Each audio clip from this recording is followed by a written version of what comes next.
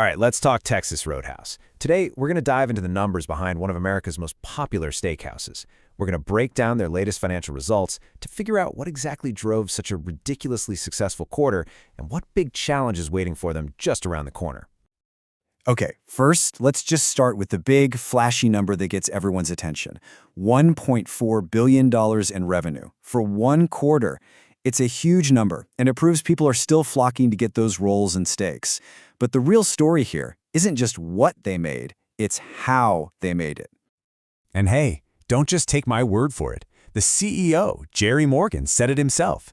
This wasn't just a good quarter. It was their highest growth of the entire year across the board. Revenue, sales, and traffic.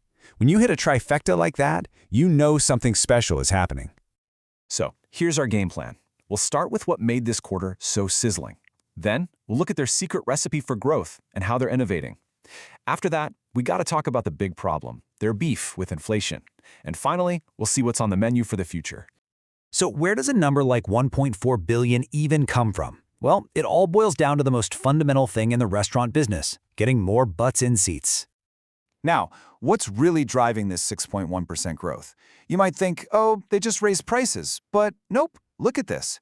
The lion's share, a whopping 4.3%, came from more guest traffic. That's absolutely critical. It means more people are actively choosing to eat there. In this economy, that tells you their reputation for value is a massive, massive advantage. Okay, so you've got tons of people coming in the door. Awesome. But how do you keep that fire going? I mean, how do you keep growing a company that's already this huge? Turns out they've got a really clear three-part game plan. And it's a super smart approach.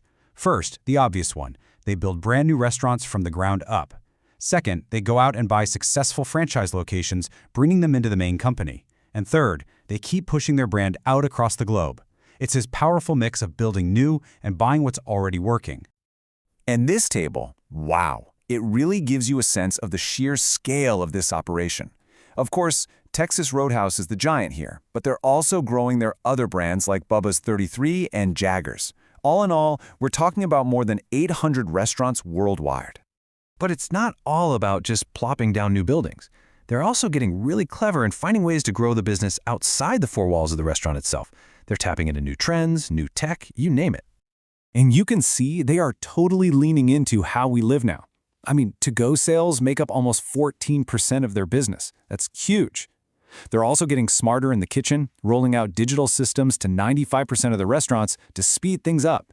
And as you're about to see, they are not afraid to get a little weird and experimental. Speaking of experimenting, you gotta love this one. In Utah and Idaho, they're testing out dirty sodas. It's this local drink trend where you mix soda with things like coffee creamer and flavored syrups. It's a small detail, yeah, but it's a perfect example of them paying close attention to what local customers actually want. All right, I've got a number for you. 120,000. What do you think that is? It's the number of retail stores, like your local grocery store, where you can find Texas Roadhouse gift cards or their steak sauce on the shelf. It's such a smart way to stay top of mind even when people aren't thinking about eating out. Okay, so everything's sounding amazing, right? Record growth, happy customers, but every good story needs a villain. And in this story, the villain is inflation. We have to talk about the biggest headwind they're facing right now, rising costs. So what are we talking about here? It's something called commodity inflation. It's a fancy term, but it's really simple. The cost of the raw stuff they need to make your food is going up. And for a steakhouse, what's the biggest cost? You guessed it, beef.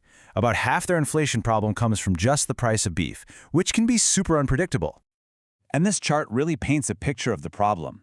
This year, they're dealing with about 6% inflation on their ingredients, but look at next year. It's expected to jump even higher to around 7%. The issue isn't just the costs are high, it's that the problem is actually getting worse.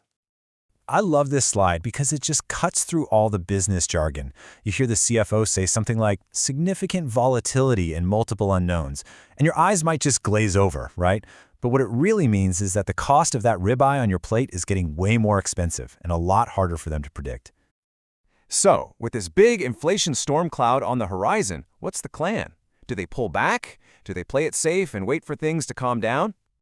Well, you might think so, but no way. They are absolutely not hitting the brakes. In fact, they're stepping on the gas. Despite the inflation worries, they're planning to open around 35 new restaurants next year. That's even more aggressive than this year, which just shows how much confidence they have in their model. And that really leaves us with the big final question, doesn't it?